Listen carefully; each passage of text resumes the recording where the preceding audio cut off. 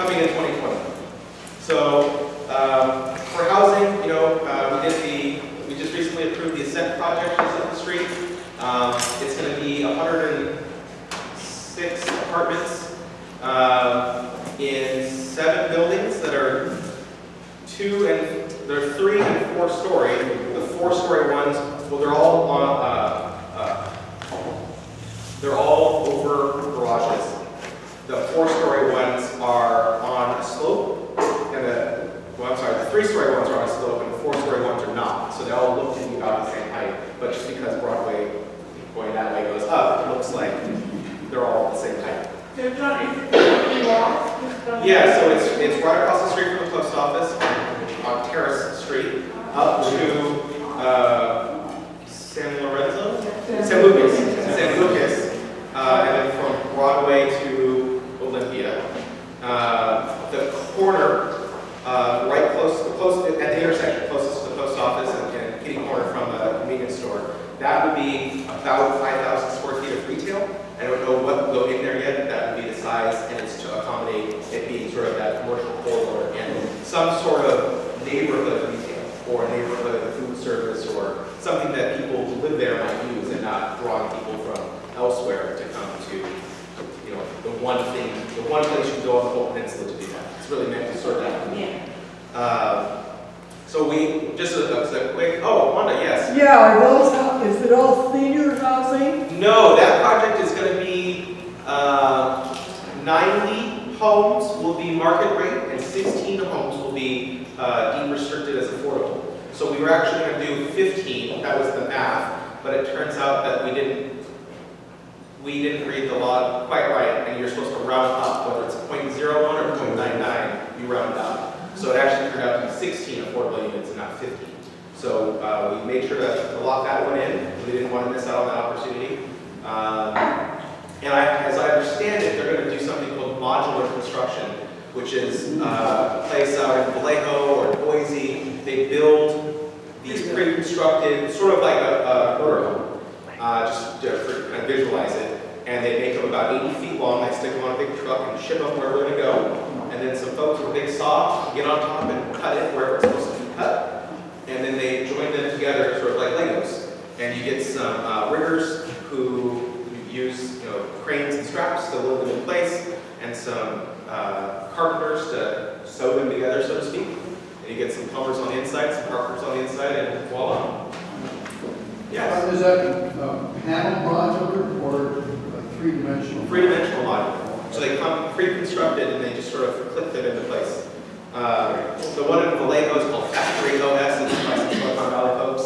And the one in Boise is called Gurdon, and they've been around for a very long time and have done everything and anything from hotels to military barracks to college dormitories. It's sort of they were kind of pioneers in the industry.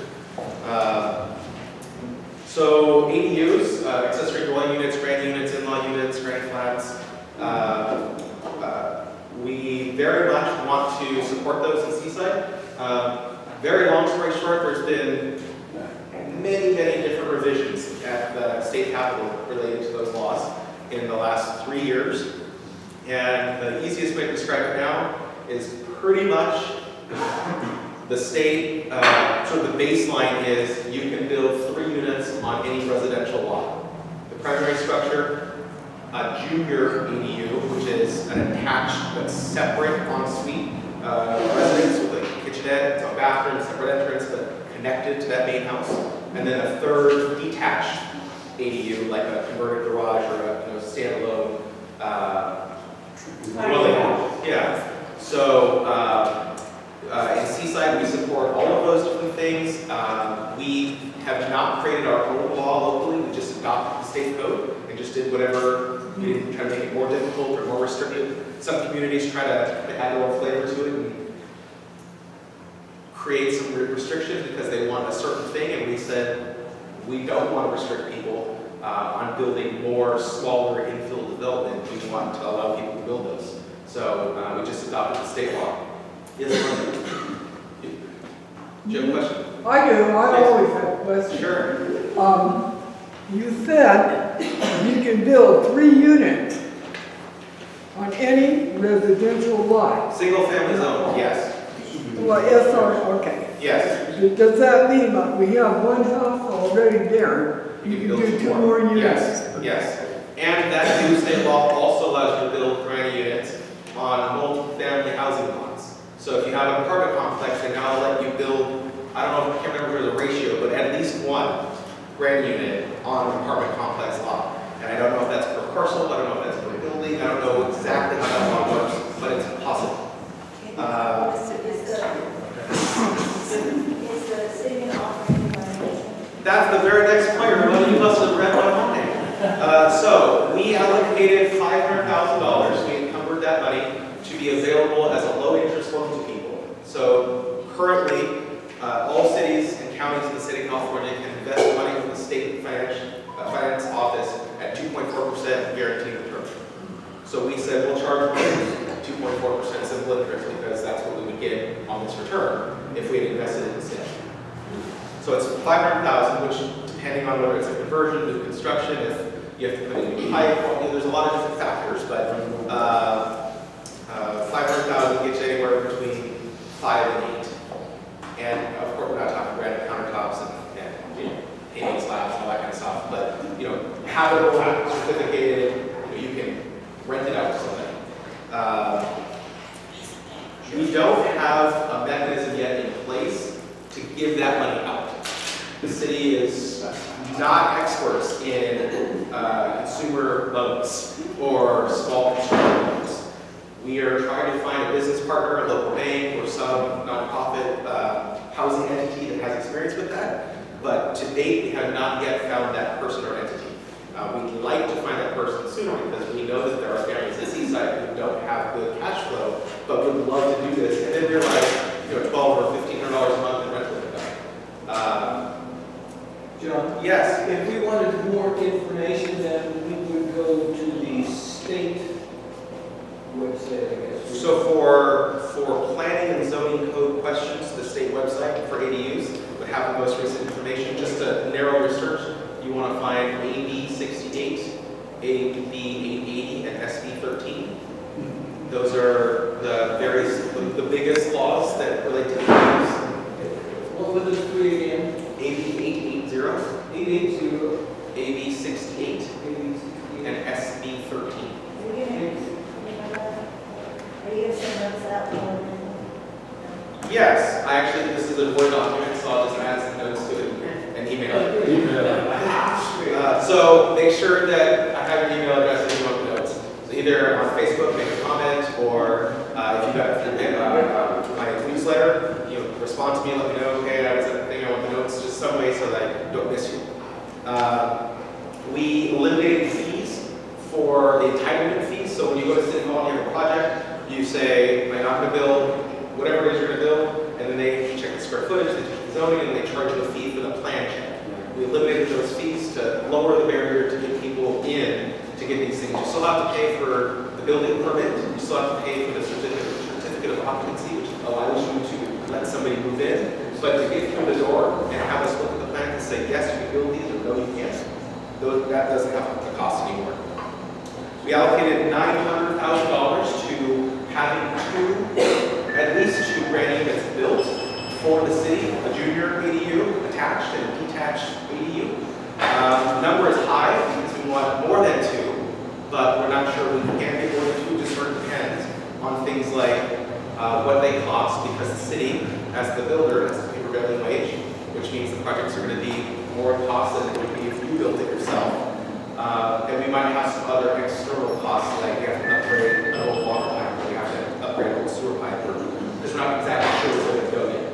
On your residential lot, you know that your pipes work.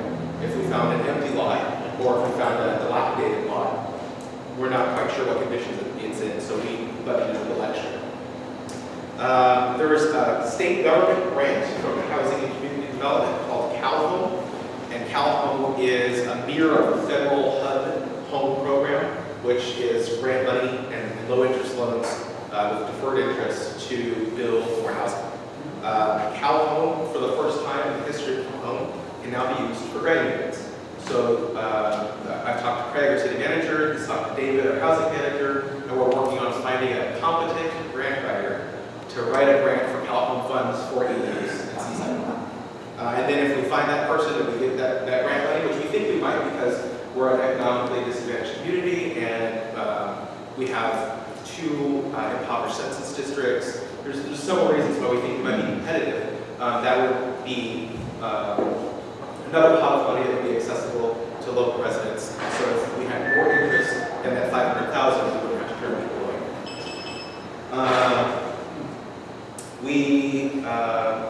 As you know, we have several development opportunities ahead of us.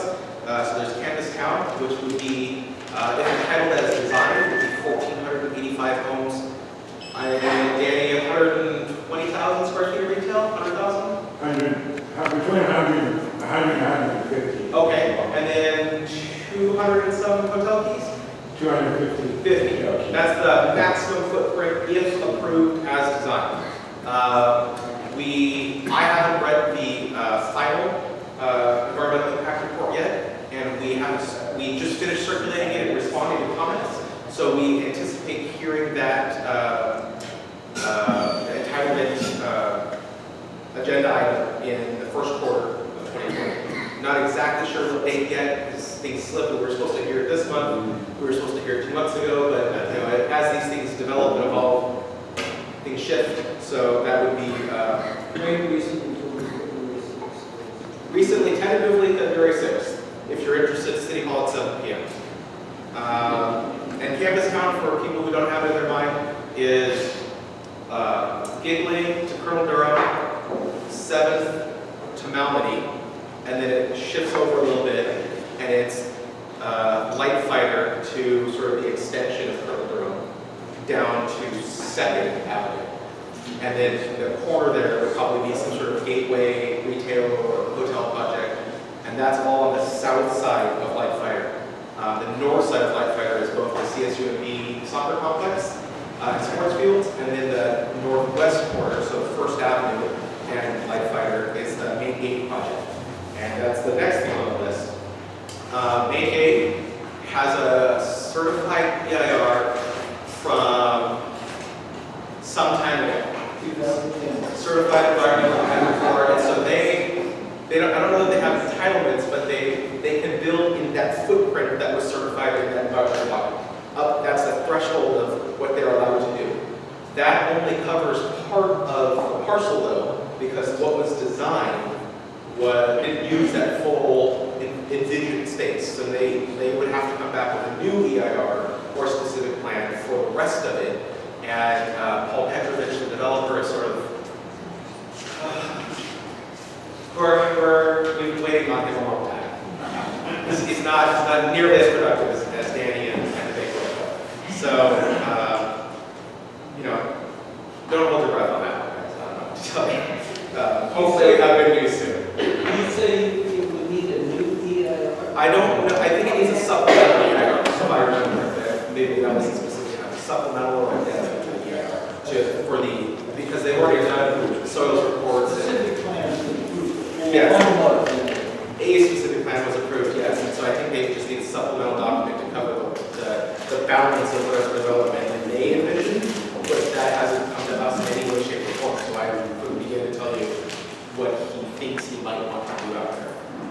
We've seen very pretty maps, and we had a meeting with Fortag about the alignment of the greenway, but it was all sort of conceptual, and what if I did this, and what if I did that, so. And he still has the DNA. Yes, I think that expires second or third quarter of next year. I think it was a 1-year extension. I don't remember the precise date. So the nurses' barracks, Mr. Glover is trying to renovate those buildings. We ran into a roadblock in that the federal government still owns that land, and we can't control land that is not ours, and we can't give it to people or let them build on it and all that kind of stuff. So that land was supposed to transfer to us last year sometime. It was supposed to transfer in June. Then there was the government shutdown, and now there's the moving of the military construction funds to the wall. And so we went back to DC and met with a guy named Tom Letterly, who's in charge of their program for getting Army properties transferred to local governments. He does many things, but that's why we were there to talk to him. He said that he has a lawyer at the charge of land transfers, and because of the wall, that lawyer told him that he could give Tom 5% of his time. So nationwide, all of the Army land transfers have come to a grinding halt. So I'm not sure how much longer Mr. Levitt will need to wait. We're hopeful that it happens before 2020 when Cora sunsets, June 30th, 2020. If not, that presents some bureaucratic challenges for us. But I can predict the future, and I don't know how we're going to resolve those things, if we need to resolve those things. Seaside Senior Living, right at the end of Co, or start with Co, I guess, depending on which way you're going, off of Monterey Road. Last time I checked, the numbers might have moved, because he's had some community meetings with you guys. Yes, yeah. Not only is the old gas station down, but I've seen backhoes and trucks. So that's good. We're moving. It's happening now. When I last checked, it was 88 units of assisted living. So people who are just older and don't want to live in a home by themselves, a single-family home, or need help with grocery shopping or whatever, an assisted living community. 43 memory care units, so people with dementia or Alzheimer's that can't live by themselves. And then 12 units of transitional or permanent supportive housing for veterans, with an additional unit for like a case manager, caretaker kind of person to live on site with them. That was the last time I looked at the report. It might have shifted 1 or 2 units here or there, but more or less. I have no idea what the schedule is for them. Couldn't even begin to tell you. Maybe he's mentioned something offhand. The biggest holdup was they needed a new sewer. They're going to have a lot of wastewater at their facility, wash water from the sinks, toilets, and showers, and the current infrastructure they're going to handle. So they had to put in a new pipe. We agreed to help defray some of the cost of that to encourage that happening sooner than later, and it still took forever. So The orange flags are up there. yeah, it's a work in progress, literally and metaphorically. Seaside Resort Development, we're still waiting for them. Back in June, I think it was. Is that when we were away? June, we had the public hearing, and we agreed to sell the land, and we said they had developed a schedule where they needed to meet certain milestones. You have to show us schematics by this point. You have to get us construction documents by this point. You have to break ground by this point. And each milestone on that list was an opportunity for us to claw back the project for $800,000, which is a fraction of what we sold it to them for. Rafa, hello, good evening. Please grab some food, beer, whatever. Taking back the $800,000, is that the new golf course or just the resort? So we sold them those things for 13 or 14 million, and we kept 2 or 3, and because it's the property was transferred to the city. The property was transferred from the Department of Army to the city of Seaside. The city of Seaside transferred it to the redevelopment agency to utilize tax incentives and affordable housing capture and that kind of stuff back in the 80s, late 80s, early 90s. Because it was owned by the redevelopment agency is closed, it stayed a redevelopment agency property, and so we had to cash out the people who benefit from redevelopment agencies, which is every local regional government, MPC and the USD, the Mosquito Abatement District, the Seaside County Sanitation District, the water system. Everybody who touched that property got a cut of it, which is not necessarily bad. The MPUSD got $7 million and we support kids and students, so I'm not really crying about that one. Sure, $7 million goes along with Seaside, but it didn't go to Uncle Sam, it went to our local school district, so I'm not too broken up about it. More questions? So we sold them the land for roughly 13 or 14, and then we told them, if you don't perform, you must sign this paper saying that we have the right to buy it back from you for $800,000. And of course, that's a very difficult conversation. Do we want to buy that back, and what are we going to do with it? Do we want to threaten to buy it back, and then does that chill whatever progress they've made? There are some philosophical questions related to execution we're taking that sort of stick to be able to move ahead with if that's what comes to. When you say it's a little unclear. Yeah. The total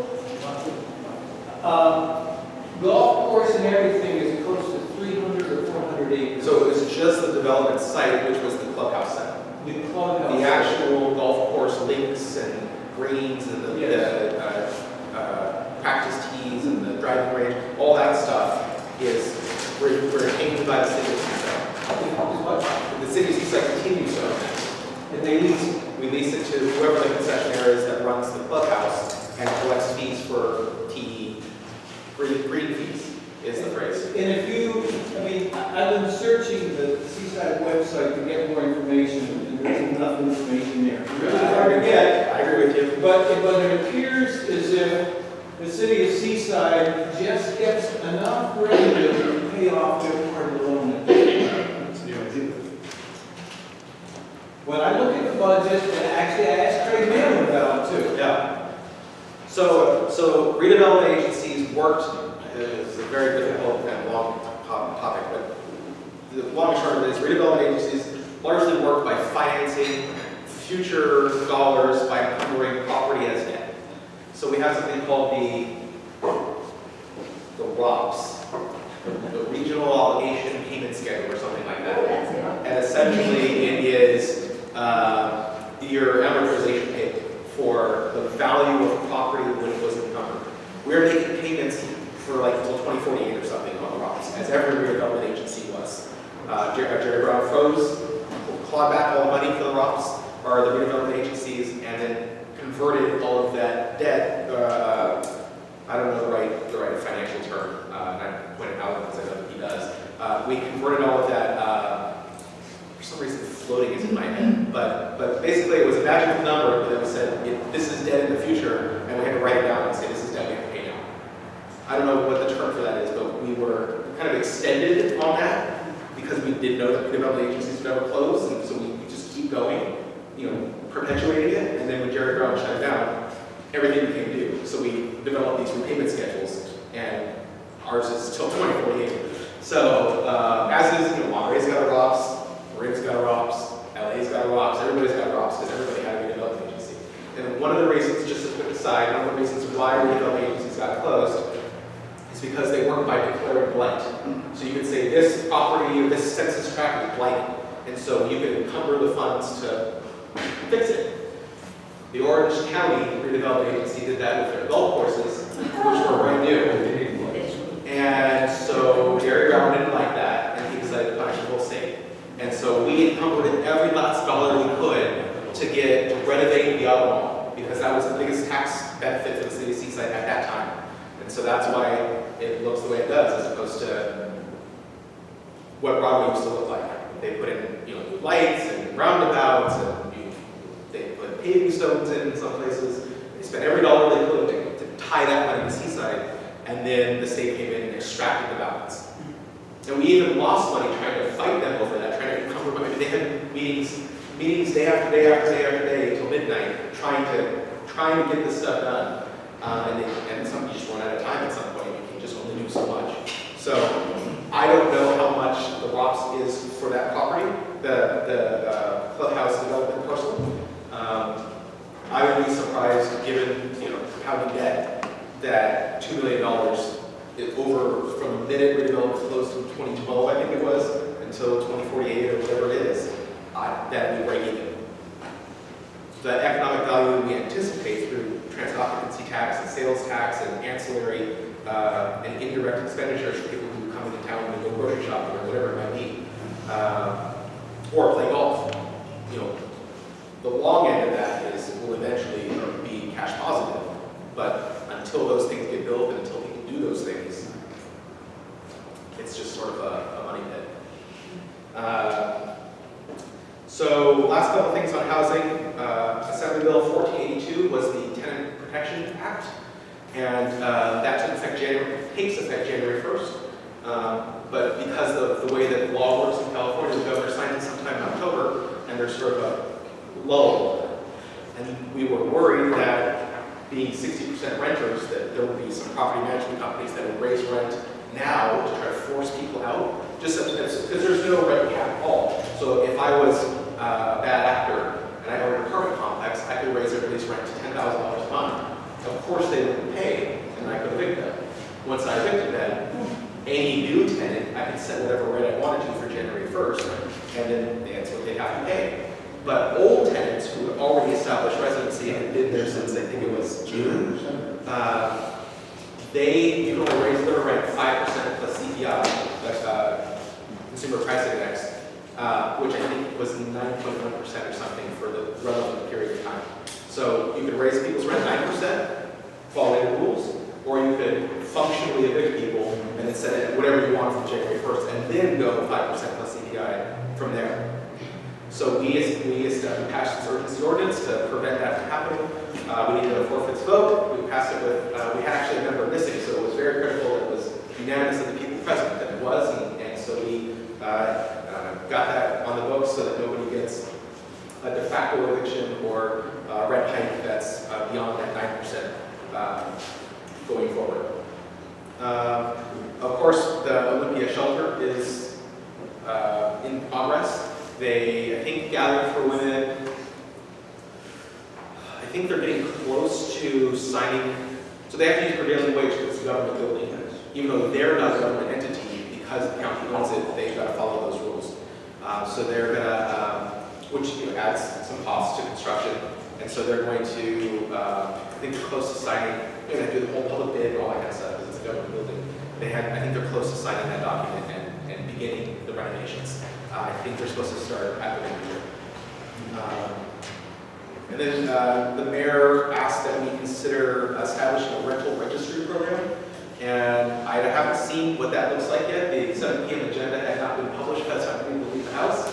And so, of course, I couldn't read it or understand it. But just for the sake of the discussion, I think loosely, the city of Seaside will either hire a nonprofit kind of like fair housing advocate or something to monitor a list of all the rentals we have and act as a mediator if anybody on one of those units alleges some sort of unfair landlord-tenant issue, that entity or nonprofit or whatever would mediate the problem and would do scheduled but not frequent inspections to make sure that they were inhabitable and met code.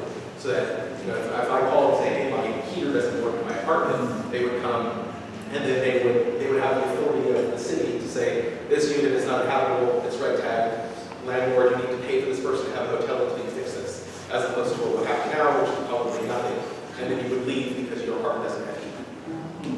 So I'm not sure exactly how that program is going to be developed, but we're going to talk about that, I think, this Thursday at 7 p.m. So that's all of housing stuff. It's a lot because we're trying to do a lot. The list gets shorter, which is why I started with that. Water. We were lucky to have a judge agree with us that not pumping water out of the ground is the same as developing that much water. So if I have a cup full of water and I don't drink any, that's just as much as going to the sink and filling up the cup from empty. It's the same amount of water. So by not pumping water out of the ground at the golf course to spread drinking water all over the greens, the judge said, you guys would have a credit for that much water somewhere else. So we're not going to water the greens with drinking water. We're going to use recycled water, of course. And we'll be able to use the saved in lieu drinking water for development projects. The first one on the list is Campus Town because it's the closest to that. And I want to say the allocation for the golf courses is like 540 acre feet. An acre foot is, imagine a football field with a foot of standing water on it. That's a rough approximation. So 540 football fields with water is the golf course's entitlement. And we're going to divert like 450 acre feet or something like that for the recycling. And then that 450, give or take, because I think there's going to be some loss with storing it and pumping it back out and all that kind of stuff, will go to residential and commercial and industrial development or whatever is out there. For human consumption, I guess is the problem. I'm going to say that. When does that take effect? We have to, so we got permission from the judge to do it, because we didn't want to spend money to do infrastructure without permission. And that, it's going to cost $5 million to put a pipe in the ground from the golf course to the Marina Coast Water District, Regional Urban Water, something project, the RUAP. The Peas project, I don't remember what the A is. So we have to connect the golf course to the RUAP so that we can pump recycled water to the golf course and send, there's a freshwater well that we have to connect to the RUAP. So we have to get that water over there somehow. Interestingly, they already tried this in Monterey with Lake El Estero. They put a flexible tube in Lake El Estero and with a sump pump and ran it into a manhole on the other side of the sidewalk. And the water and Monterey Road Water, then it was Mr. Whipka, Monterey Regional Water Pollution Control Agency. They could measure an increase in the amount of diverted stormwater, and so the technical logistical piece of it works. That if you divert water to the storm drain, they can get it, and if they can get it, it means they can clean it, and if they can clean it, it means that we can drink it. So it's rocket science, really. You put a pipe there and put the water down. So we finally did that, or we're going to do that. We have permission to do it. Will this delay the EIR? That's part of the EIR. For Campus Town, Campus town. that's part of the EIR. Part of the EIR? Yes. Will it actually delay construction? Because we don't actually have a water yet. No, because, well, I can't speak on behalf of Marina Coast. Marina Coast is the water provider for all of Fort Ord. The Campus Town is Fort Ord, the golf courses are in Fort Ord. So, Marina Coast needs to issue a will serve letter. We will serve you water. And I think legally they're allowed to use a certified EIR. If that certified EIR says this water will be available, we just have to build this pipe. I think they can issue that letter conditionally on that pipe existing. I think. So Laguna Grande, we are going to put in a well. That's part of the Seaside Basin, so we can only extract up to 5 acre-feet. First, we have to test it. We have to make sure it's good. We have to make sure it's productive. And if that's the case, then we can put that water into the recycling plant and clean it and send it back. And that can provide more water for things like brand units. There's like an empty lot in between Starbucks and Midas, so we can put 2 acre-feet of water there and build 4 apartments or 5 apartments or whatever it might be. So we're hoping to find a couple of little extra water to kind of sprinkle throughout the city. I'm glad everybody got that joke. There's also a non-potable well that we have $110,000 grant for or something to build at Roberts Lake to keep dust down and to like water the native plants. Right now we truck water in, but we got a grant from Water Management District to just. They gave us $110,000 to build a well. I think we estimated it at like 120 or 130, so it will cost us a little bit, but we won't have a truck moving water around Seaside, and we'll be able to have a truck there for whatever needs to happen down there because there'll be a well right there. Right now, I've seen a water tender come down off the eucalyptus, and somebody with a key drives through. I have no idea where they're from and where they're going, but it doesn't seem like a great use of diesel. So when we redid Broadway here, we put in a bunch of infiltrators, giant concrete boxes. I want to say we got a report from Gloria Stearns, our community development director, and she told us, I could be a little bit off here, like 127 garbage trucks was how much water I heard, which is more water than would ever go through there at one time. But with that infiltration, the Water Management District can give us a credit for that captured and percolated water. With it, instead of go out to, we would hit Bay Avenue and go out the stormwater drain into the ocean, for which we pay a portion of the discharge permit to NOAA. Or we can capture it, have it go into the ground, and the Water Management District can say, here's some water credit for saving all this water. Great job, guys. The rub is that we still can't put new meters in the ground because of the cease and desist order. But we can give Ramona half an acre foot of water. We have so much now, we can give you half an acre foot for free to build a granny unit. Right now, we've allocated 5 acre feet of city water to granny units. If you choose to do some sort of affordability, whether it's a Section 8 voucher or a deed restriction for 80% of median income, 50%, 30%, whatever the number is, we'll give you the water for free. If you want to do market rate, we'll sell the water at market rate. In Pacific Grove, just not Seaside, but they're the closest example we have, they did a water recycling project for their golf course, and they're charging $320,000 an acre foot. So if you need a tenth of an acre foot, it's going to cost you $32,000 to get that water. Then we've got construction costs, entitlements, well, you don't need entitlements, but plan check and building permits and all that kind of stuff. So we encourage people to do 80% median income or a Section 8 voucher, because a one-bedroom apartment Section 8 voucher in Seaside is worth $1,497 a month, and the federal government has never defaulted, ever. So $1,500 a month, guaranteed from HUD, for the rest of the time, which is more than 80% median income, if you chose to do it that way. So we really hope that people, that this, for the infiltrators here on Broadway, that we can get the relevant geological studies done, and that the Water Management District Board of Directors will recognize that and approve that in lieu storage credit. So the Seaside Municipal Water System, we just did a rate study very recently. They were underwater about $200,000 or $300,000 a year, I think. The cost of services has gone up, and as an enterprise fund, they need to break even at a minimum because they cannot take money from the general fund. They're a separate legal entity. So we did a rate study, and we are proposing. I think we actually voted. We're going to raise the rates. I think it's like 2 to 5% stepped over like 8 years to get them back to where they should be. Happens very often. Seaside County Sanitation District, we just finally approved the realignment of the sewer system for McDonald's on Canyon Del Rey. So that fence is going to come down soon, and you'll see some construction there soon. We also are working with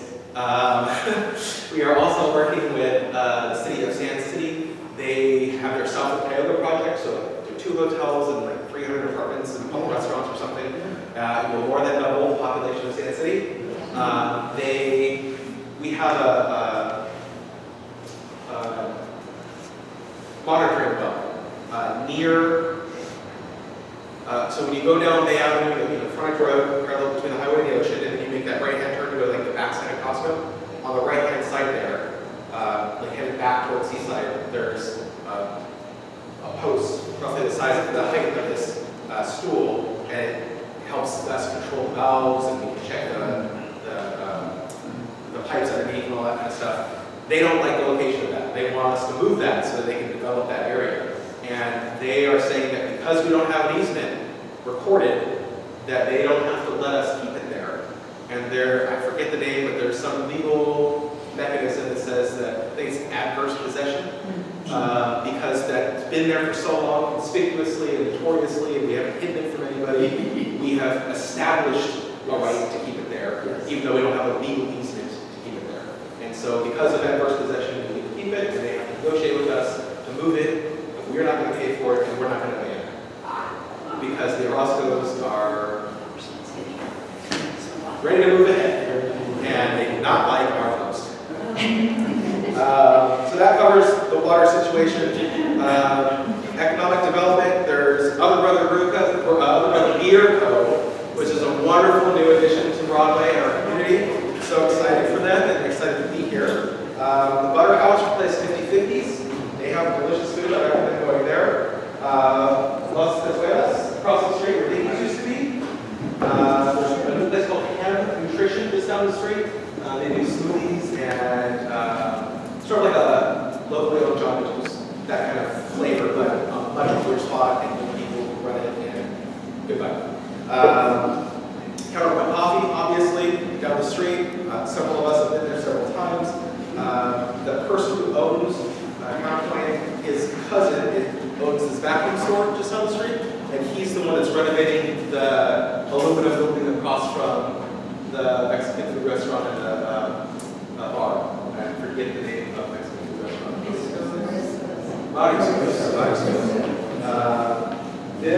Where down here, where the other Mexican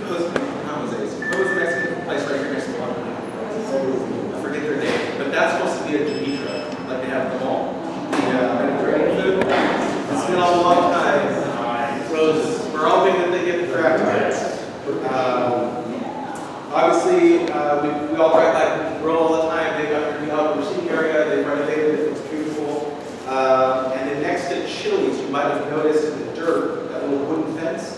That's also the Orozco family. They dug a well and found productive water that was tested back in the summertime, or August maybe. And, it's clean enough to be cleaned further for health reasons, but it's not so dirty, you should never touch it. So they're going to clean it, they're going to put it in the ground and send it over to Monterey One Water. Monterey One Water's going to clean it, and then they'll have a credit. And they're opening a restaurant. City staff have been very secretive about what it's going to be. They don't know. I think it's going to have breakfast food. I'm not quite sure. It won't necessarily compete with Chili's, because Chili's probably wouldn't like that. But I think it's, not necessarily a car-centric one, like a drive-through only kind of place, but someplace you get hot breakfast, I think, is the direction they're going. And I think, if I remember correctly, trying to pick up hints, because they just won't tell me. I don't know why. And I don't fight too much about that, because I know those things change. But there is one of them already in Monterey County, but he wouldn't tell me where and when it is. But it's a successful place there, so there's thinking that on Canyon Del Rey, next to Monterey, next to the highway, next to Embassy Suites, that would be successful here too. Hey, John, these wells that are being sunk, where are they being sunk to? The 180 aquifer? That I don't know. It's a technical question. I think because the Seaside Basin is controlled by the port, so they control. There's that's a wildly. Well, that document is so long, it would put you to sleep on it. yeah. In As the far as I document, know, there's only one place to put a well too, the aquifer. right. So I don't think they're going beneath to the 400 or the 900. Right, but the aquifers are already being backfilled with seawater. Yes.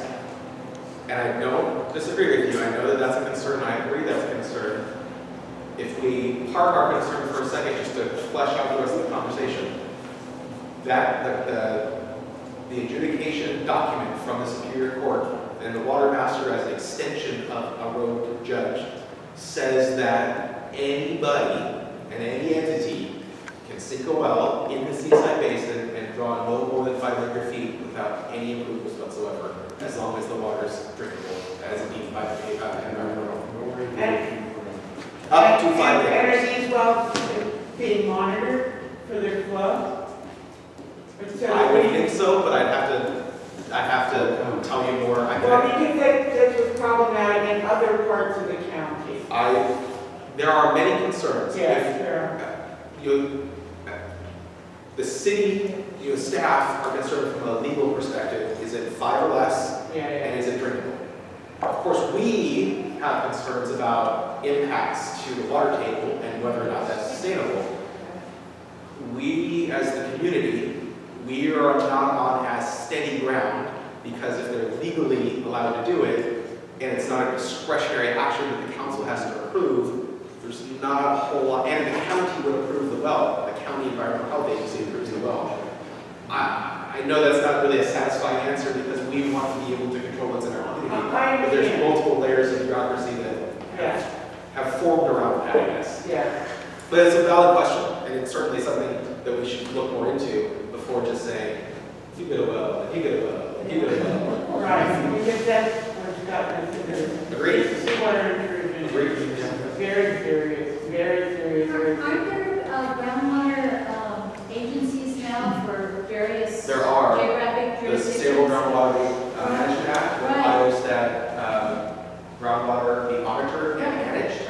And the Seaside Groundwater Basin is not.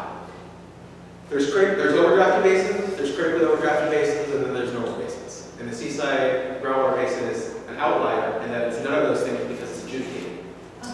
So it falls under a special provision of the law. And because of the special provision of the law, because the court has gotten involved, our master's court. And when that problem goes away, when it's no longer adjudicated, which I'm not sure what the horizon on that is, a long time, then it would transfer into whatever overlying sustainable groundwater management agency exists. I think right now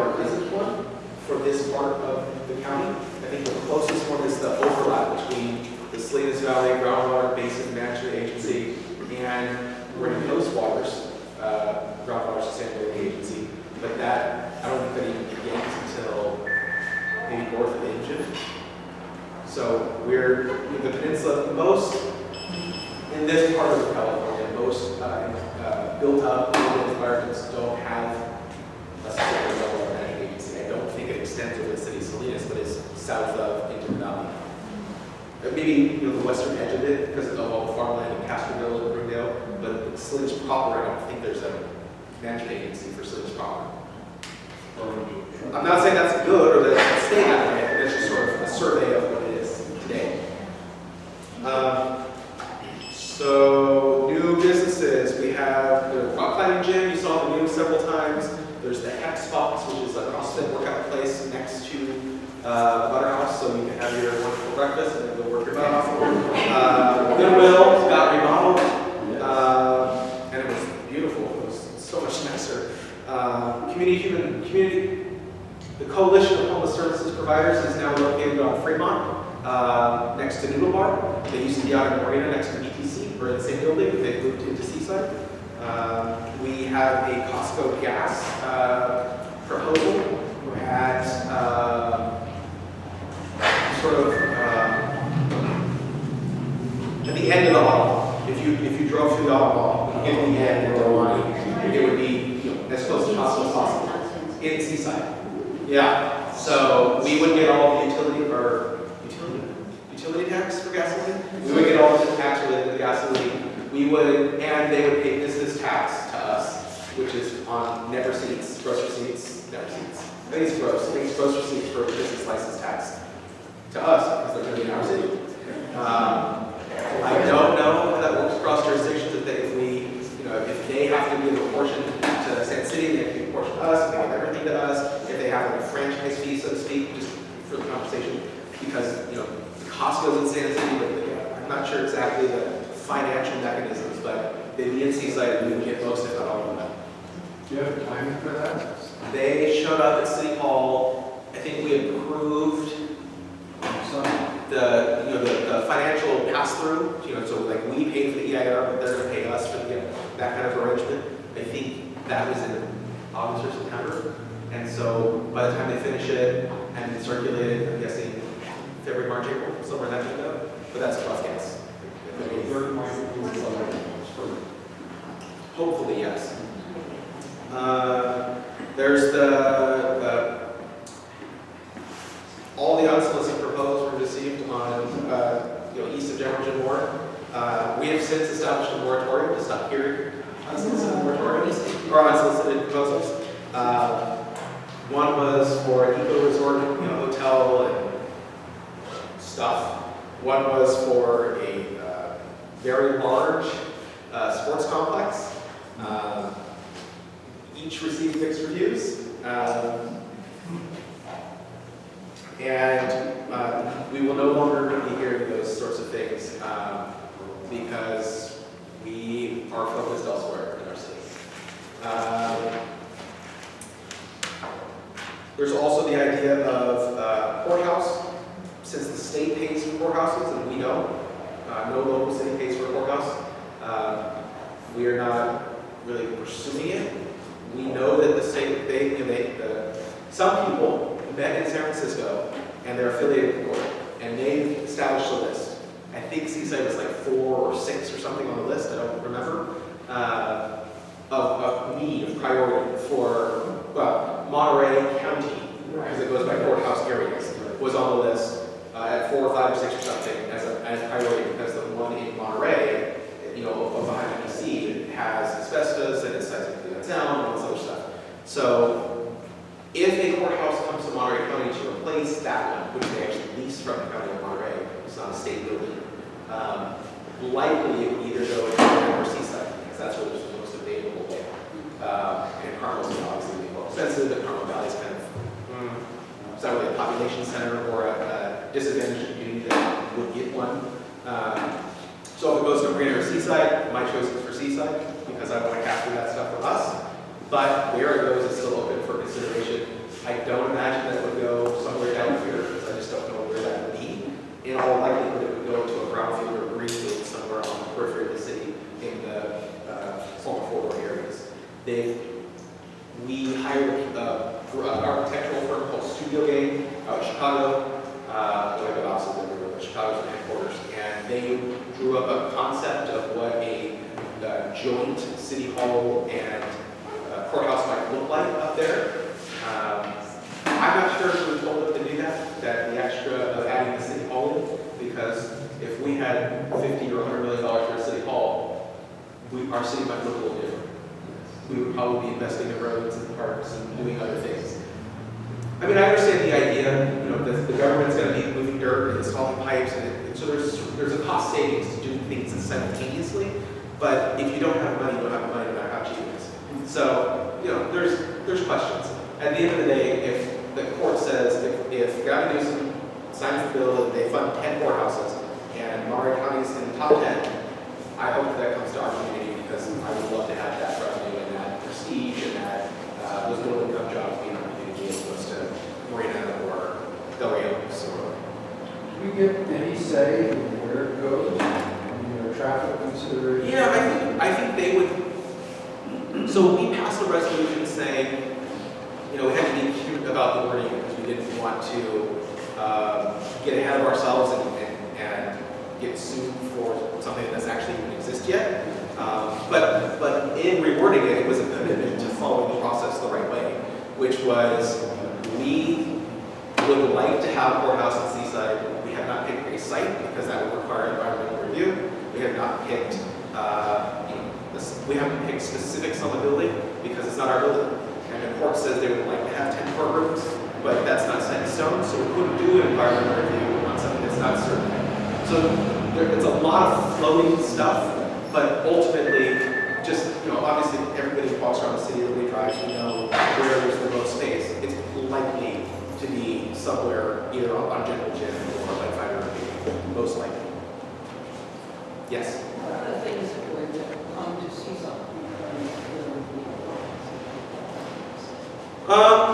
You know, I would think some sort of, I would think that the law school would grow, actually, because they could do internships just right next door. They could do, you know, like legal clinics, legal aid for people. I would think that we might end up with stenographer courses at DC or CSUMB, or they might have, I know that for the Capital Fellows program, if you're in the judicial track, they send you to courthouses, but with a more modern courthouse that the state actually owns as opposed to renting some office space in Monterey, they might put 2 or 3 or 5 judicial fellows as opposed to no judicial fellows. So, I mean, it's not, I can't tell you if we have this, then there's a laundry list of things that we'll get. I think it's a lot of sort of adding recipes before we put it in the oven to make it. Or adding things in the recipe, adding ingredients is the word in the recipes, adding ingredients, and hopefully we get the right mix of stuff so that when it comes out, it's delicious. I don't know exactly what it looks like, and I'm largely not in control of it because the state chooses to spend that money, and they might not spend the money here. They might say, we want a courthouse at spot X, and we'll say, never ever do we want to put a courthouse there. And they can say, okay, we'll go to spot Y, or, okay, see you later. I mean, we don't tell the city what we want any of them. And if they don't like our attempt to partner with them and you know, shape it for our community, they can go wherever they want. They have that freedom and financial gambling. So, I mean, the surplus this last year was $24 billion. I don't think they're worried about a $100 million courthouse. I just they do whatever they do. Yes, Wanda. I'm not asking a question, it's just, to talk about a courthouse. That's basically a public building. Public institution, Public, yes. no. Effective today, the U.S. Supreme Court upheld a lower court decision that deals with what we would I call safe parking. Okay. Much like we have now, one starfish, safe parking. So what if we have one starfish to administer it or not? It's something that could come up within the next months or the year.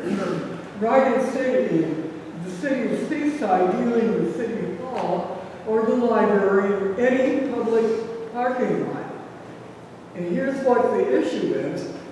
The Supreme Court upheld the lower court ruling that if a homeless person or persons camping on public property have no alternative to go to a shelter that city provides, they have the right to camp on public property. Therefore, i.e.,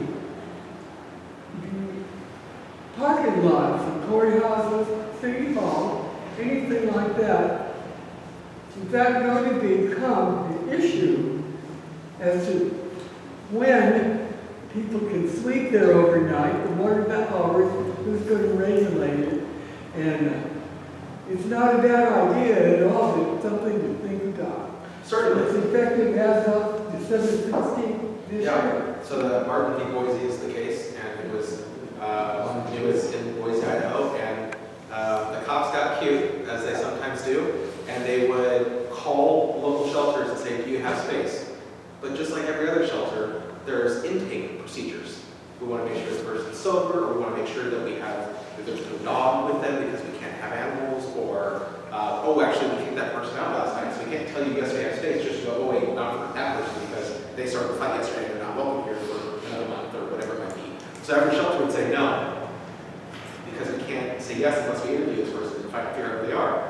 And the police went, well, they said no, so there's no space available in the shelter, meaning you can camp here, meaning I can mess with you because you can go find shelter somewhere else. So they would take them to the car, drive somewhere else, they give them tickets, they take them to jail, all kinds of stuff. And so somebody sued, I think the Boise Police Department, and said that it was a violation of constitutional rights because I'm just trying to sleep, there's nowhere to go. And I'd go to a shelter if you let me, but there's none open. And the Ninth Circuit Court said that seems fair, and the Supreme Court refused to hear it. They released their list of cases that they would take up in the next cycle, and that was not open. So that is the law of the land. We cannot, on public property, we cannot force anybody to leave if there's not somewhere for them to go. So the shelter on Olympia will be women, children, or families. So if there is a woman or a woman and a child or a family, we can send them there assuming they have space, but there is no men's facility that is open. Salvation Army is a day center. Safe Place is for youth, 18 to 26. If there's a 50-year-old man who's homeless, there's nowhere for him to go, and our police will not move him anywhere. So he's entitled to sleep and rest, and we cannot force him to not do those things. Yes? Don't they at least have some kind of warming shelter, you know, one like 3 or 4? Yeah, so Salinas has a warming shelter. It's very common to use National Guard armories. They're not necessarily gun depots, even that's called an armory, but it's more of like a rally hall. And of course they do keep weapons and they keep equipment there, but it's very common to use National Guard armories as warming shelters because they don't use the buildings very often, you know, 1 weekend a month and 2 weeks a year, something like that. And there was an armory on Colonel Durham, a block and a half up from the law school. Now, that's not very close to here, but it's a place that exists if you're looking to not sleep outside when it's cold. That's the problem too, when it's way up the hill, or Yeah. way down there, or no transportation. So there, say again. Pastor Murray at Bishop New Baptist and a lot of local churches do iHelp. And the problem with iHelp is that you have to, it's hard to keep things, you know, your belongings, whatever they might be, because you have to get onto a bus, you know, a small, like the smaller MST buses, the MST donated bus iHelp, and you take the bus to whatever church you have. If you've got a tent in your backpack and an animal with you, maybe you can't get on the bus, and I don't know that the church will take your animal. That's only So, 45. you know, there are a lot of good programs out there, but there's not one holistic solution that is all instances and all circumstances. And I think that just to get on my high horse for a moment, until we decide to stop controlling how people live their lives and just help people the best that we can. Because some people don't want us to interfere. They just want to do their thing, go talk to me, leave me alone. And that's fine. Because we're not going to force you, you're not under arrest, we can't detain you. Do what you're going to do. But if you want help, we'll give it to you. Whatever we can do to help you out of that situation. And until, as a society, we follow the housing first model that has been wildly successful throughout the entire United States, reduced veteran homelessness by half. In some places, reduced it by double digits in just 2 or 3 years. Until we fully embrace that and just get people housed, and then worry about all the other things. We're going to continue to face obstacles toward it. Yes? Regarding the cooling costs, it's been, according to the bill, it's been upgraded to the fifth on the list of priorities. I knew it was So, and the one in South County's been downgraded. So I guess the question is, how can we get current information on exactly where the city stands, what the city is, how the city is communicating with those folks, and where they stand? I mean, how do you get information? I can't find it in the city website. It's my understanding that after we pass the resolution saying we would be interested, come back to us if you decide to do it. That we haven't really been very interactive with them. Now, I could be wrong. I don't do daily interaction with each member of the staff. I would call Sherry, our assistant city attorney, or Craig, and ask. And if they didn't have anything for you, you could submit a public records act request, but that's going to take 2 or 3 weeks by the time they search your records and produce them and stuff. That's what I would do, because I'm not aware that there is any stuff happening, because unless the state says, okay, yeah, we decided to go for it, there isn't really anything for us to do, because we're not going to encumber state money for our own city. It's been sort of out of our hands, and I know I really appreciate that that's not a very fulfilling answer, but it's the most that I have to do. But I appreciate that. So on City Hall, our city clerk, Leslie Milton, got a job offer to be the city manager in Sand City. We decided that we really like her and that she does wonderful work, and so we offered her an assistant city manager job if she wanted to stay. She took that job. We hired Dominique Jones, who used to be the clerk out of Fora, to come be our part-time clerk here. So she takes minutes and does that kind of stuff. Leslie still has the title of city clerk, so she stamps things and she verifies things, but Dominique is doing the actual work of clerking. We have a new housing program manager. His name is David Foster. He comes from Habitat for Humanity and started their grading unit program up in Santa Cruz City and Santa Cruz County. He's working for us mostly part-time, or I'm sorry, mostly full-time now, but I think he might be a PERS annuitant, I'm not quite sure, so he might need to go down to less hours per week to run afoul of retirement rules in the next year. I think we're hoping to hire somebody to either take the balance of those unworked hours, or to bring somebody in full-time and have them just focus on like ADUs and smaller projects. And I'm 100% sure how that's going to shake out. Don Freeman, our city attorney, is retiring. His last day will either be very close to the end of this year or within the first week or so of next year. It's sort of like a 3 to 4 week window. I know we have a retirement party scheduled for him in the next couple of weeks. And Sherry Damon is our assistant city attorney who will take over for him in the next month or so. Dan Nemus is our new recreation department director. He was the assistant director at the Nancy Town retired, and he was selected to replace her. And Winter Wonderland worked out just fine, so I guess he's going to be okay. Rick Riedel, our city engineer, announced his retirement, so he's left the city, and we are currently recruiting for a new city engineer. I know we received a lot of applications, and I didn't get into any details, but it appeared as though staff was pretty satisfied with the quality of the applicants.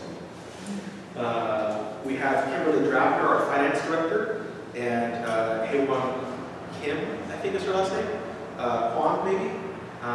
She is our assistant finance director, and they have really helped us stabilize that part of City Hall. We were late on reports, we were late on filing things. We had a finance director who retired, and we had an interim finance director who was the assistant, and then he left like a month later, and then we didn't have anybody for a couple of weeks, and we brought Kimberly, and she was by herself, trying to level the plates on the floor, and then she brought Taiwan over, and they've largely stabilized things. We're no longer listening. And so we had one payroll accountant leave, and then somebody took an internal recruitment position, came over from a different department. So things are stable there, and that allows us to be certain about things financially, which allows us to go do other things because we're certain about what our financial position is. Because if you don't know what your bank account number or the balance of your bank account is, you're not going shopping. So, of course, we have a budget. We can take a peek at our finances, but you need to know things long term. You need to know obligations. You need to know how much bonding capacity you have. When the leases are going to come due, balloon payments, and there's drops and all kinds of stuff. So, go ahead. We used to have sales tax revenue sharing with the Santa City, is that completely gone? Santa City still sends us a check. I don't know if it's monthly, quarterly, or yearly. They send us a check because we sued them. They paid us. We said, if you put a Costco in, everybody and their mom will drive across Seaside roads to get to Santa City because you can't get to Santa City otherwise. And that will affect our roads, and we need to maintain our roads. You need to give us a portion of your revenue so that we can do that. And they ignored us, and so we sued them and we won, and so they sent us a check at some frequency so that we can keep our roads paved as everybody makes their way to Costco. I think it is on the list, like 20 or something, so it's on the. Yeah, I don't know the specificity of the plan, but we are still receiving those checks. We are desperately trying to hire police officers. We're 11 down in a department of 38 sworn officers, so roughly a third of the department, somewhere between a third and a fourth. We are going to police academies to try to snatch folks up as they're graduating. We offered a $30,000 recruiting bonus because that's about what it costs for us to go to the academy and pay for their housing and their meal stipend, and we get through and show up. So we thought, well, we could just get to the end of that and then just say, if you already work somewhere else, just come here. We're going to spend $30,000 anyway, so why don't we just?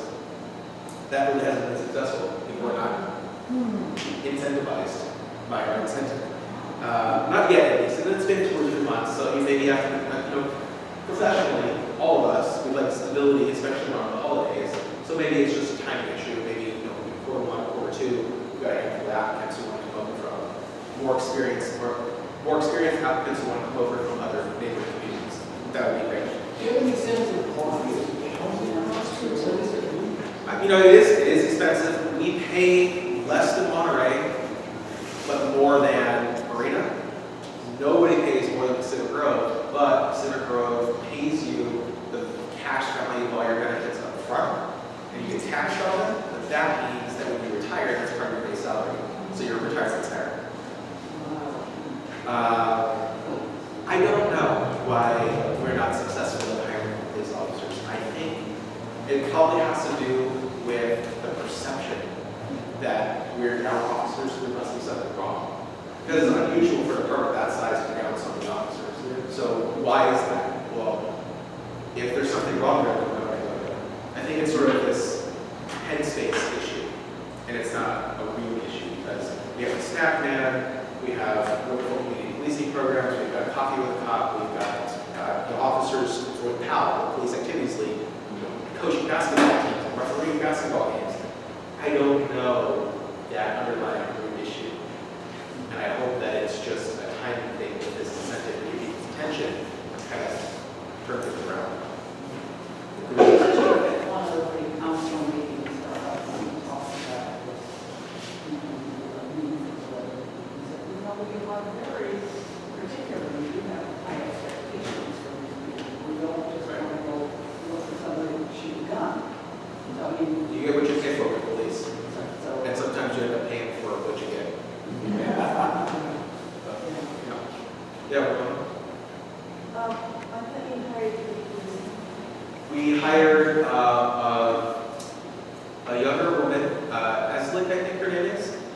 past field training is by yourself. I think we have one or two in the academy, or they just finished the academy. I'm not 100% sure on that. But yes, there are people who are outside of the $30,000 incentive that are kind of, because you don't get the incentive if you go to the academy. You only get the incentive if you're a certified peace officer somewhere else and then you come to us. So there are some folks who are outside of the $30,000 incentive that I think they're in the pipeline, but none of them. What about Sand City and Seaside Police Department's merging? Yeah, folks in Sand City are really excited about that topic. You know, it's sort of that the community kind of coalesces around public safety stuff. And so, like, we share fire services with Delaware Rails. They pay us, I think it's $500,000 a year or something, because it just costs way too much to stand up a fire department for a city of that size and that bandwidth, that capacity. But if somebody said to me, we should merge with Monterey Fire Department, no. So I think that's what's happening in Sand City is, you know, Sand City's budget is not huge. They spend a load of money on your roads because they have thousands of trips every day. If they treat their roads like we treat ours, you'd be driving on dirt. Sand City every day, not keeping the roads up. So with that amount of expenditure on transportation and a huge expenditure on police, I mean, I think their annual city budget's like $12 million. I think they're paying 3 or 4 for the police. Like, you know, a not insignificant amount of budget goes to cops. And somebody would say, you know what, there's 200 people that live in Sand City. Why would they just run? And that is fair, except for the tens of thousands of people who show up every day to go shopping. And when you're, you know, having been a police officer, deputy sheriff out in San Bernardino County, and knowing a little bit about law enforcement profession, and then speaking with our local police, here, when you want to try to hide, well, I can go to Monterey, I can go to Marina, I can try to creep around CSUMB, but there aren't a lot of students at 2 in the morning. Why don't I go park somewhere in Sand City? Because they're a small place, they probably don't even have any cops at night. So they get a disproportionately large amount of criminal activity in Sand City. I mean, it's still localized, so it's not like, it's on the same level as it is here in Seaside, but it's still higher if you just averaged it out with the size of their city and the size of ours. So their community is very afraid of letting go of their police department, even if it meant same level of service at a cost savings. They want the internal psychological security of, I know that when I call 911 within 2 minutes, the Sand City police officer will be there. Even if we could get them a Seaside police officer in 3 minutes, even if like a sheriff's office in a big place that had a contract with a local city, and we staff the Sand City Police Department, and we could get you there in 2 minutes and all that, and with less money. They don't want it. Now that may not be a decision that is tenable for their city council for a long time, because there's a finite amount of money. But will their city council be strong enough to make that choice, and then not worry about the political problem that they create? Go ahead. I was going to say, their police officers would have to take a big pay cut. So that's a good point. Their police officers get paid pretty well, actually, and they get time off on holidays. They get paid time off on Black Friday to go shopping. They get paid time off. Wow, they get paid time off. I'm not saying that's right. I'm just saying it's Sand City, right? What do they do in Sand City? They get paid time off for better benefits for holidays and sick time and all that kind of stuff. It's not a lot of work, relatively speaking, because of the size of it. At nighttime, it's kind of a ghost town. It's a one-off person in his car that shouldn't be there. Yeah. And you're making just as much here at Seaside, it's not hourly. And then you've got all your benefits on the back end. So, would you rather work at LAPD or would you rather work at Seaside PD? One's a lot of work and one's still work, but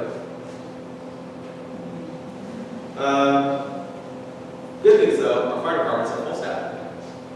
So we have one problem with the police department trying to get them staffed up. Our fire department is secure, stable staffing. We've got 2, I think, out on injury, but because they're down and the cost of overtime is so just unbelievably high, we offer yes, we're paying more, but there's a net savings because of the cost of overtime. I mean, if you're a top step, longest time and grade fire captain, overtime rate for you is probably $75 or $80 an hour. And we're going to pay a firefighter, a new firefighter that we just hired for this issue, $36 an hour. So it just doesn't make sense to do overtime in that kind of situation. So parks, Catino Park, everyone's been by Catino Park. It's beautiful. It's wonderful. Kids are there all the time. Adult soccer league. Skate park looks like there's kids there every minute, every day. I don't know why they're not in school or what's the deal, but it's always busy there, which is the point. That's why we did that. Is to have people use it. So that's a wonderful thing. Our recreation and park commission is looking at an ADA accessible swing. They're hoping to put it at Laguna Grande because it's kind of a prominent place that's really accessible. And we're not quite sure how to do that. Of course, you could spend all the money in the world to buy some commercial solution. So we're thinking, maybe we have like a platform, that somebody could get, use their wheelchair to get up onto the platform or get pushed onto it and you kind of hook the wheels and kind of triangulate it and secure it. And then this platform will either roll away or you could like push a button and it will drop a little bit to create that void and you can swing. We're exploring some ideas, but we'd really like to create a more accessible park network for our community. And then of course the monthly park cleanups with Friends of Seaside Parks Association and Jenny Volunteers, Sustainable Seaside. Sustainable Seaside's got a pollinator project right now. How many tons of dirt have you guys moved? Well, some of the tons of dirt is like 2,000 pots we washed. And, To try to encourage our pollinators to come back to the area and be productive.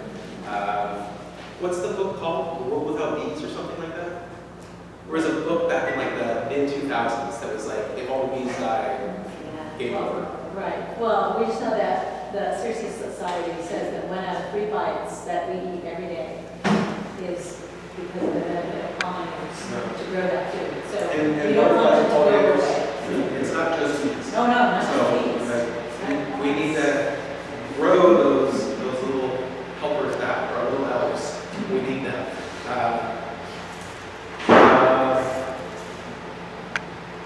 There's talk of, I'm trying to remember, there's talk of changing Ellis Park, which is the small park next to Oldmeyer, changing it to be that there's a shuttleboard court. They want to change that to be something else. I'm not sure what it is yet. I don't know that there's really more exploration that doesn't seem to be used very much. We could probably do something better there. And then Craig, our city manager, has a soft spot in his heart for bicyclists. And so he loved when we had a skate park with no bikes because we said that we didn't want to have bikes street on the cement because that was a safety issue for kids on skateboards. So we're looking at installing on track somewhere. I don't know if it would be permanent or if it would be temporary until we can get a more permanent location, but somewhere where there are mounds of dirt and gullies so kids can really pump their legs and move around. So on the horizon, we'll just wrap up here, and there's still plenty of food, so don't be that sweet. I said food for 40 people, there's 20, but it's not happening, so you guys can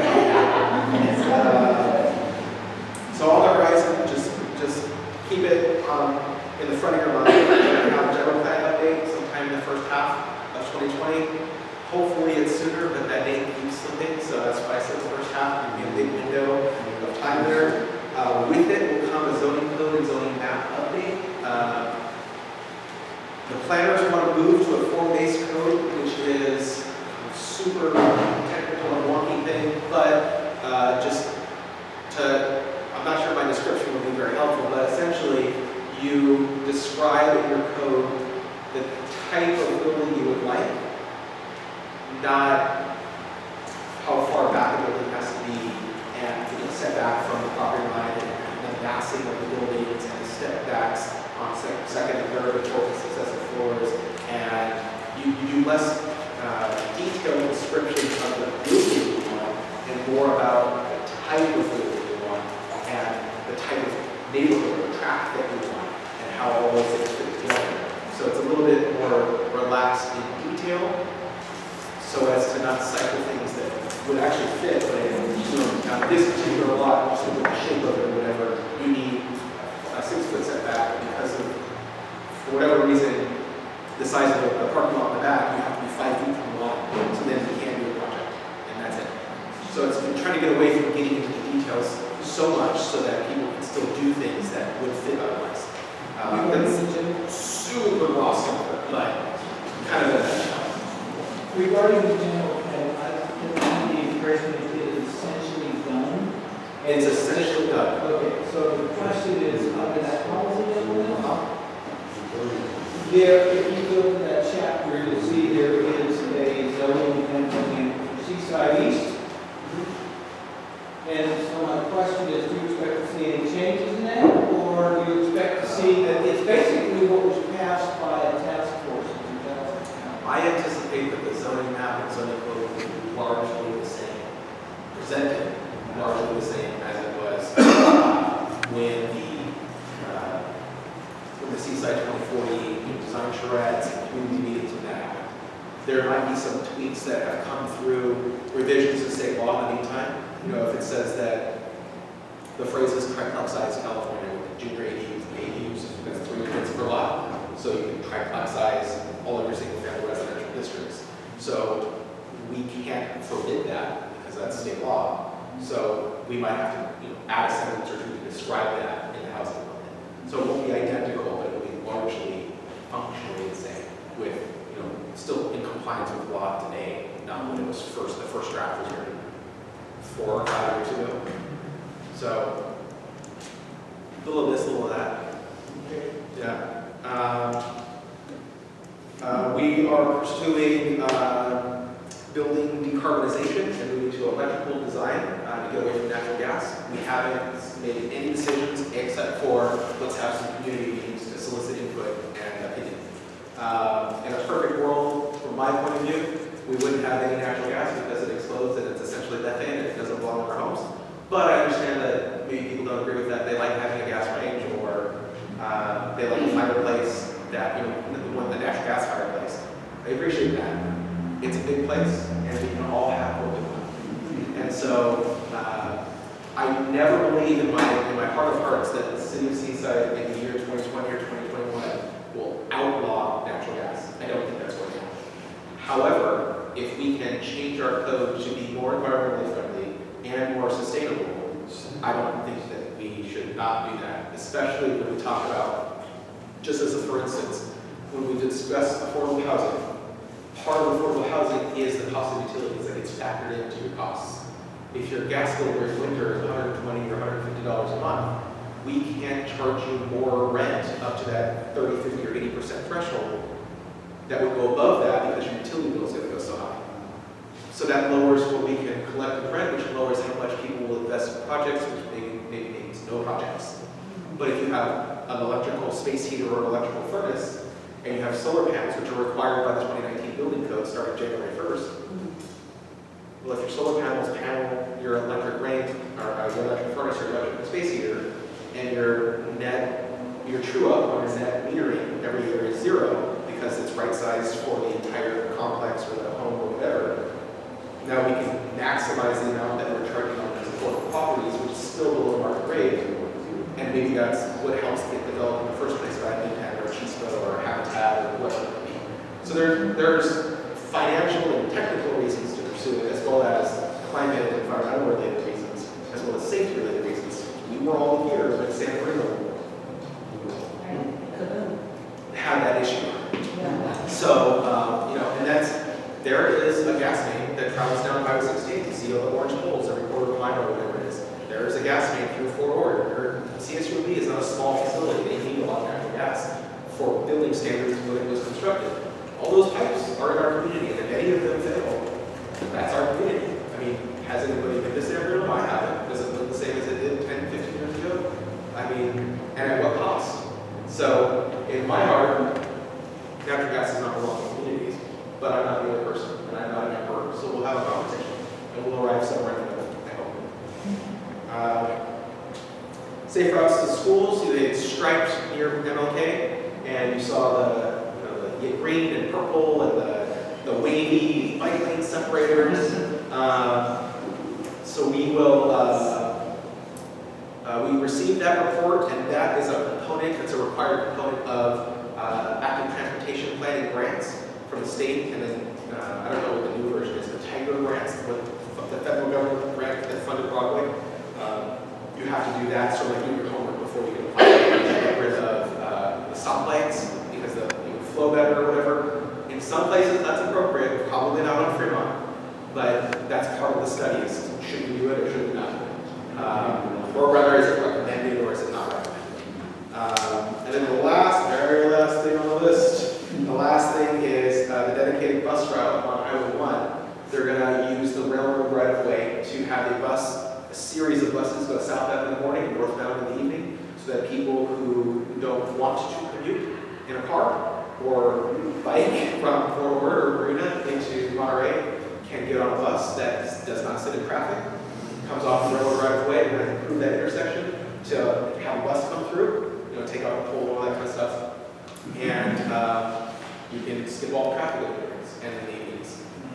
It's going to go to downtown Monterey. I don't know if we'll go to the bus terminal there, but somewhere in downtown Monterey. And they're trying to figure out now whether they want to have it continue down the railroad right-of-way, all the way down to like past Roberts Lake and then into Monterey, across from MPS and that whole stretch, or if they want to stop at the Monterey Road interchange and then take service streets further in. So you will see that in the near future. And part of that, if you look at the complete West Broadway Urban Village Plan, when you get down all the way to Del Monte, where Icky Ricky is, and some of those places to the left, there was a transfer station planned and other things. So is it your expectation then that would spur the development of those particular things? I'm not in charge. I But know. if I were, we would have dedicated bus lanes, Yes. which would demonstrate the need for light rail that would connect downtown Monterey and PG up to Seaside and Marina, and would spur out to Salinas and go up to Santa Cruz. Yes. Yes.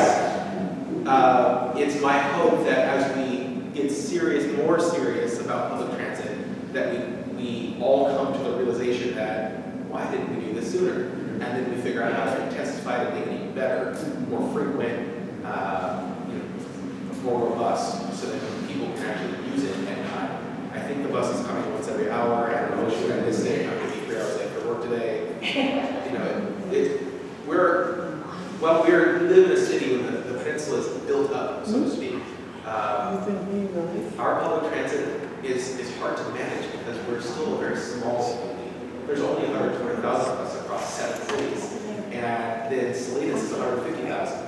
And to move, just the numbers on how many people use a bus, it doesn't pencil for MST to run a robust, high-frequency program, and if they can't run a bus program without making a huge loss, how are we going to convince your board of directors to the money in the light rail? So if we can demonstrate that people are using this railroad right-of-way bus to get around traffic in the morning, well, then maybe we ought to improve that railroad right-of-way and put a light rail station in there for Marina and Monterey or something like that. Because there's clearly a need for it, there's a demand for it. So yeah, it is a way to demonstrate that beyond just actually serving people, it's a way to demonstrate that people want that service. Will we go to TNC for more information? Absolutely. So MST will provide the bus, but TNC controls the route. And that's it. I did not expect that to take an hour and 35 minutes. So can we all thank Michael for hosting us here on the East Coast? I think I would come around and talk to you, but I'm sure he has a family he'd love to see. So if there's anything just briefly, I'd be happy to answer any kind of lingering questions, but I want to be respectful of his time and your time and not stay till 10. Thank you. Sure.